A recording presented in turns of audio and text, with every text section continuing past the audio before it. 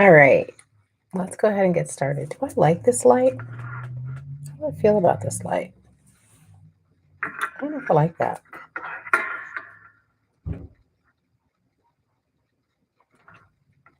I always like a warmer, I do like a warm, see, I like a warm light. I like a warm light. I don't like that blue. I think, I like that.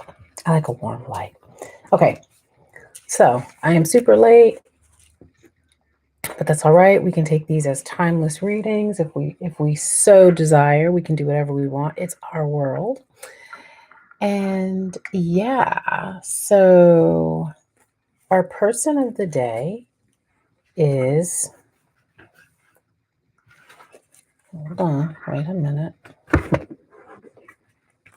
Our Knight of Cups, and it is Sojourner Truth. Okay. This is our card of the day. So I am going to read, welcome, welcome, welcome to the person that joined. So let's see what the Knight of Cups is giving. So in the typical tarot, the Knight of Cups, knights in general, are the end of a long-term situation. Maybe I haven't looked close enough at this deck because I've still only lived with this deck for 2 weeks.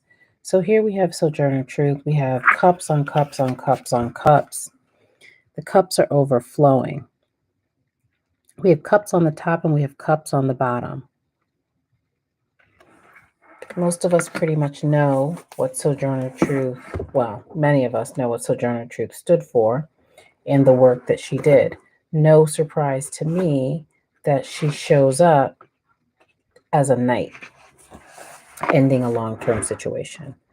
So let's see what the book says. So Sojourner Truth was born 1797. She transitioned 1883. Again, this is from the Our Tarot deck. Upright, spiritual journey, passion, drive, romanticism, and forgiveness. And again, it's late. It's my mother's 80th birthday. So I was busy with her all day. And I could have easily have waited until tomorrow. But the spirit, the energy, Sojourner was like, no, you will do this today. So I'm very interested to read this card and see what this card has to do with. Isabel Baumfree was born to enslaved parents James and Elizabeth in New York. Separated from her parents at age 9, Belle, as she was also known, was sold to new slave owners 3 times, eventually ending up with a farmer named John Dumont. Later, she married a slave named Thomas, with whom she had 5 children. In 1799, New York legislature began the gradual abolition of slavery.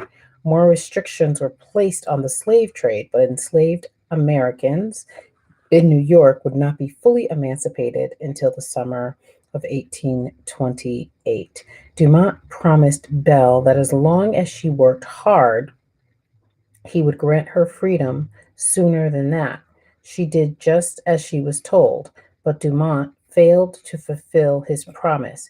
Infuriated, and with her baby daughter in her arms, Belle walked off his property forever in 1827. She said, I'm out. She considered returning to Dumont's farm to attend the celebration of Pinkster, a holiday created by slaves of the New York Dutch that found its origins in the Christian celebration of the Pentecost, or Pinksteren in Dutch. In her autobiography, Narrative of Sojourner Truth, she explained that she was halted by a vision of God during which she felt baptized by the Holy Spirit. Her initial joy of being free was crushed, though, when she found out her former master had illegally sold her young son to a slaver in Alabama. With the help of an abolitionist family, she had befriended the Van Wagenens. Belle took Dumont to court. In 1828, she became the first Black woman to ever win a legal case against a white man. Furthermore, her son was returned to her. She wrote about the empowered feeling she had during the experience. I felt so tall within. I felt the power of a nation was with me.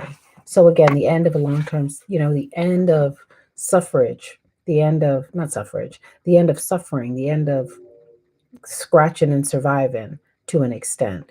The cups have to do with emotions. Cups signifying the water signs, right? Pisces, Cancer, Scorpio. The things that go on underneath, the things that happen below the surface. And isn't it interesting how the water is there under the surface of her dress? And she's sitting here like nothing's going on here, just knitting, just happily knitting, nothing to see here, folks. But underneath, a whole world is stirring beneath her. The Knight of Cups comes to bring us the opportunity to have and experience new emotions. I'm thinking very much about yesterday's Orisha reading. If you haven't watched it, you should. Because it was about the door being open. It was the Two of Wands and Elegba.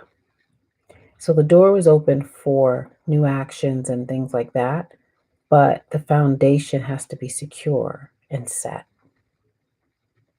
And here now today, we have Sojourner.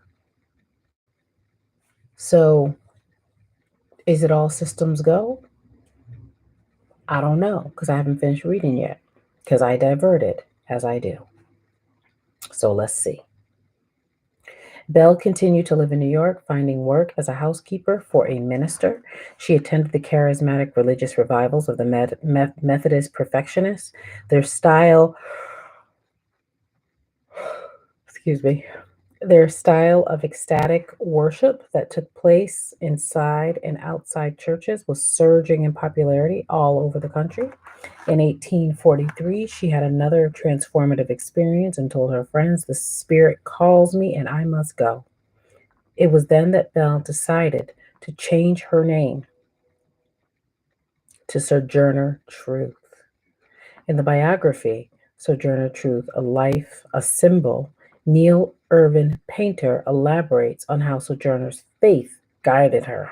The force that brought her from the soul murder of slavery into the authority of public advocacy was the power of the Holy Spirit. Her ability to call upon a supernatural power gave her a resource claimed by millions.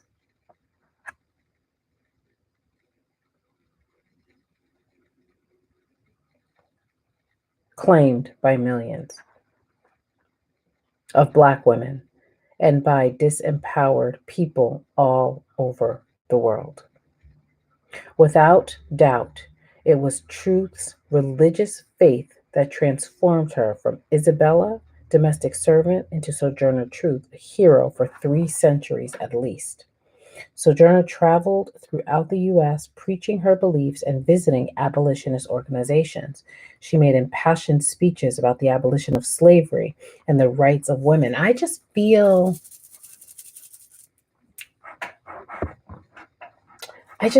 excited. Oh, and there's water behind here too. There's water on her skirt, and then there's water in the distance right here. Yeah, I just feel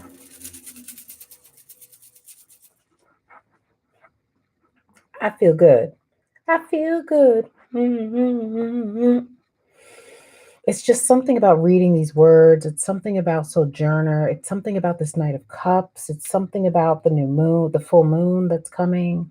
I'm feeling like this is about liberation here. Even though Cups is about emotions, it's like liberating yourself from the old, liberating yourself from feeling old, liberating yourself from feeling old, tired ways.